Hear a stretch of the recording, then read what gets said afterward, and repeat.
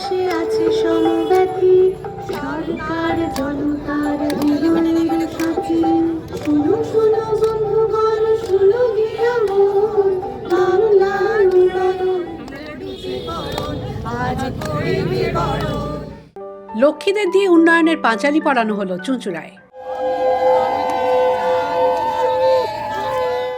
বুধবার টোটো চালিয়ে চুঁচুড়ার ঘড়ির মোড় থেকে 12টির টোটো ট্যাবলোর সূচনা করেন তৃণমূল বিধায়ক অসিত মজুমদার।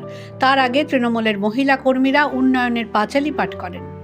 বিধায়ক জানালেন, গত 15 বছরে রাজ্য সরকারের জনমুখী নানা প্রকল্পের কথা তুলে ধরা হয়েছে এই পাঁচালীতে।